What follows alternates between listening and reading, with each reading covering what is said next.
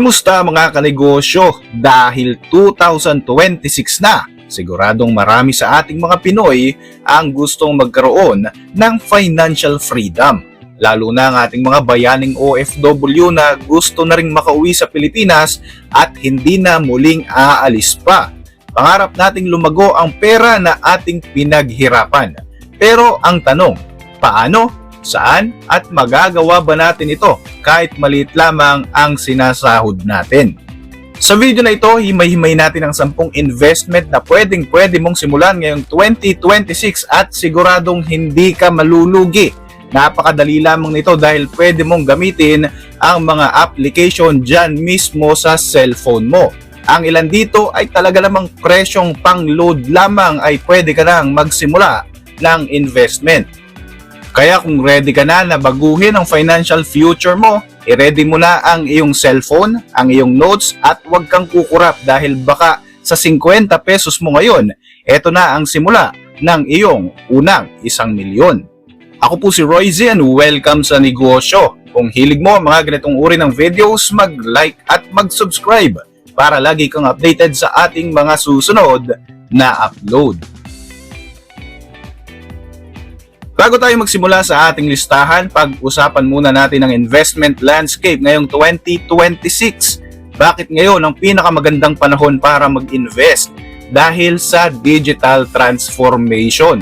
Noon, kailangan mo pa na pumunta sa Makati para mag-open ng stock account.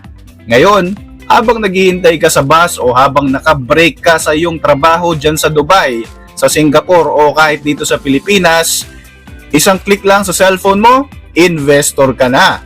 Ang video na ito ay hindi lamang tungkol sa kung saan mo ilalagay ang iyong pera. Ito ay tungkol sa paggawa ng isang workable system. Ang layunin natin dito sa negosyo ay turuan kayong maging matalino.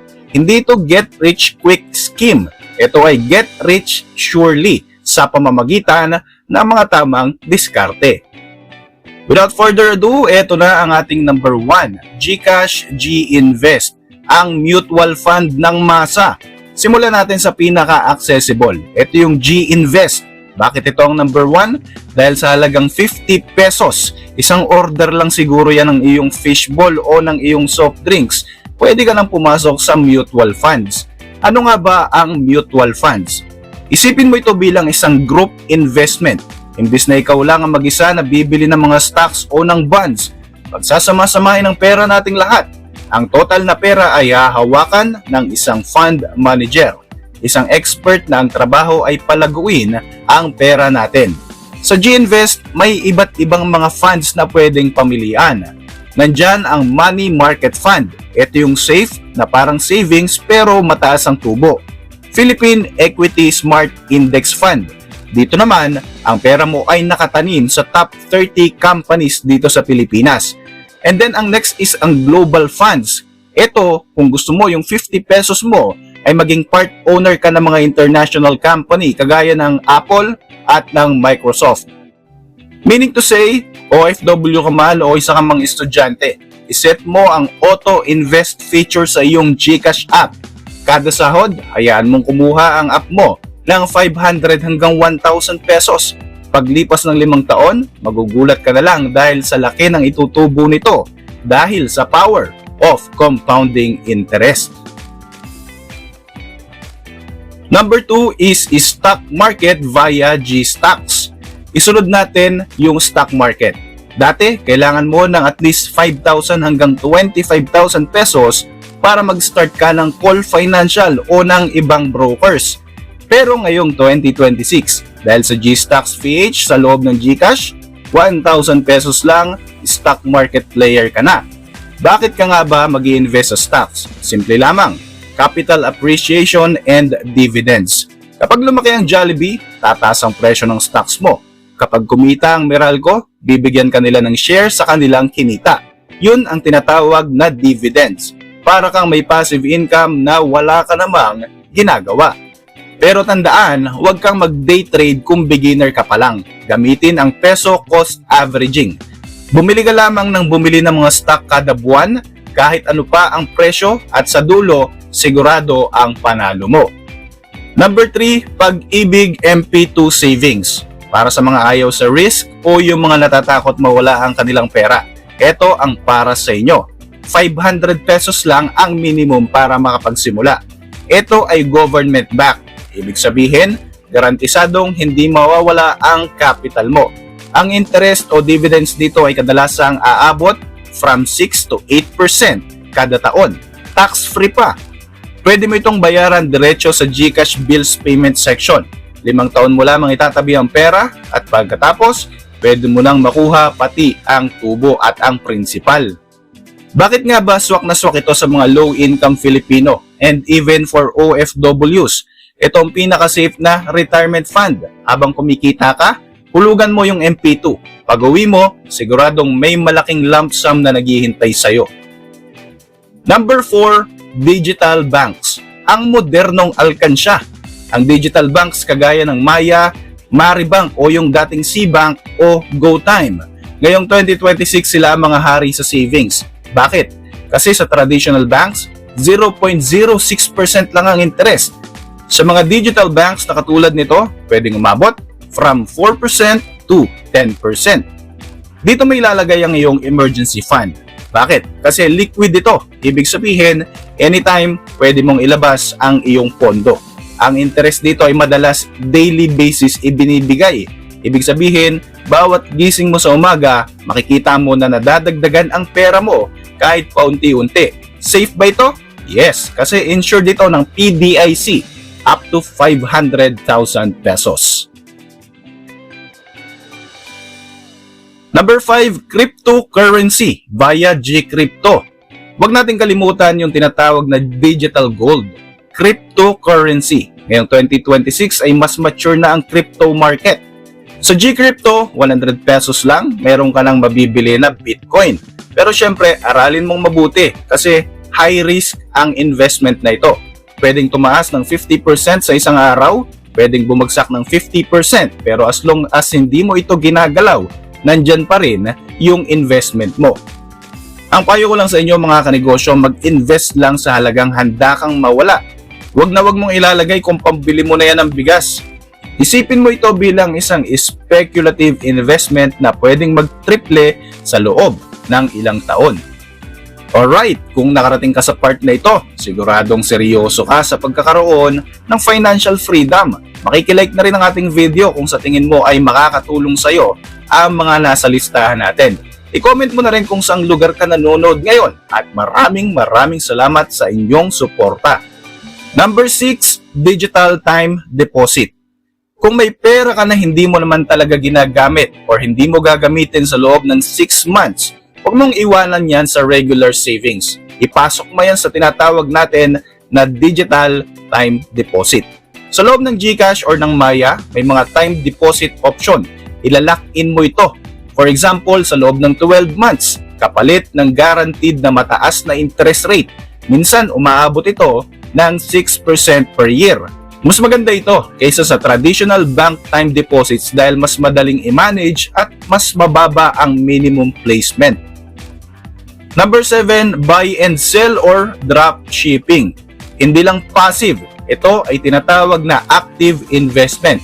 Ang buy and sell, sa halagang 500 pesos, makakabili ka na ng mga items ng wholesale sa marketplace or sa online suppliers. Gamitin mo ang Facebook Marketplace o ang TikTok Shop. Ang 500 pesos mo ay pwede mong ipambili ng 10 pirasong trending na mga items. Ibenta mo ito ng may tubo and ang goal natin dito ay hindi lamang para kumita, kundi matutunan mo ang tinatawag na cash flow. Kapag napaikot mo kasi ang 500 pesos mo at halimbawa naging 800 na ito, ibig sabihin meron kang 300 pesos na profit. Just repeat the process and you are on the right track. Number 8, homemade products. Monetize your skills. May talent ka ba sa pagluluto o sa paggawa ng kandila or sa pag-aayos o pagre-repair ng mga gamit? Sa 300 pesos na puhunan para sa mga materyales, pwede ka nang magsimula ng sarili mong brand. Ngayong 2026, ang mga tao ay mahilig sa artisanal or homemade. Mas gusto nila yung may mga personal touch. Ang investment mo rito ay 300 pesos or more sa gamit pa lamang. pero ang return ay malaki dahil nga sa value added na ibinibigay ng iyong skills. Number 9, finance books and e-books. Ito ang pinaka-underrated investment of all time. Education. Sa 150 pesos, makakabili ka na ng mga e-books o ng mga libro tungkol sa financial literacy or tax planning. Bakit ito ay may tuturing na isang investment? Dahil ang kaalaman ay hinding-hindi mananakaw. Isang tip lang mula sa isang libro ay pwedeng makapag-save sa'yo ng libu-libong piso para sa mga maling investment na gagawin mo. Bago mo punuin ang bulsa mo, punuin mo muna ang iyong utak. Ang taong may alam ay hindi madaling maloloko ng mga scammer na naglipa na sa internet. Last but not the least, ang ating number 10 is micro investing apps. Bukod sa GCash, marami ng mga apps ngayong 2026 ang nagpapahintulot sa iyo na mag-invest ng spare change o yung maliliit na mga halaga. Halimbawa, bumili ka ng load sa halagang 45 pesos. Ang sukli ay 5 pesos at pwedeng automatic na mapunta ito sa isang investment fund. Tinatawag itong round ups. Maganda itong practice para sa mga estudyante at sa mga minimum wage earners. Pinapatunayan ito na no amount is too small pagdating sa pagyaman. Alright mga kanegosyo, ngayong alam nyo na ang ating top 10. Paano naman kayo magsisimula? Huwag nyo silang gawin ang lahat ng sabay-sabay. Ganito ang formula na susundin natin. Unahin mo ang emergency fund. Ibig sabihin, mag-open ka ng account sa mga digital banks. Maglalagay ako ng link sa ibaba kung gusto mong malaman kung ano ang mga ginagamit ko na digital banks. Number 2, mag-build ng discipline. Subukan mo ang GInvest like 50 pesos every week. And then, susunod natin na step is mag-invest ka naman sa kaalaman. Siyempre, bumili ka ng mga e-books or ng mga libro na siguradong makakatulong sa iyo, especially sa financial literacy. And then, lastly, tsaka ka naman papasok sa mga high-risk investment. Ito yung mga stocks and cryptocurrency. Sa ating mga kababayang OFW, alam naman natin ang hirap ng pagtatrabaho sa malayo kung saan hindi mo kasama ang iyong mahal sa buhay. Sa bawat piso na ipinapadala nyo, dugo at pawis ang kapalit nito. Kaya naman, gawin nating worker ang pera nyo. Imbis na ikaw lang ang magtatrabaho para sa pera, hayaan mong ang pera ang magtrabaho para sa iyo. Tandaan, ang pagyaman ay hindi swerte. Ito ay isang uri ng desisyon. Ngayong 2026, wala na tayong dahilan. Ang tools na kailangan nating gamitin ay nasa cellphone lang natin. Ibig sabihin, abot kamay na natin ang tagumpay. Kung sa tingin mo ay makakatulong sa iyo ang listahan na ito, huwag mong kalimutang i-like ang ating video. I-share mo na rin ito sa mga kapwa mo Pinoy o sa mga tropa mong OFW na gustong matutong mag-invest at kumita. Mag-comment ka na rin sa ibaba, alin sa 10 ito ang gusto mong simulan ngayong linggo. Again, this is Roy Zin. Always remember, huwag tayo magsasawang matuto because learning is the minimum requirements to success. Magkita-kita po ulit tayo sa ating mga susunod na video. Maraming salamat sa patuloy na suporta.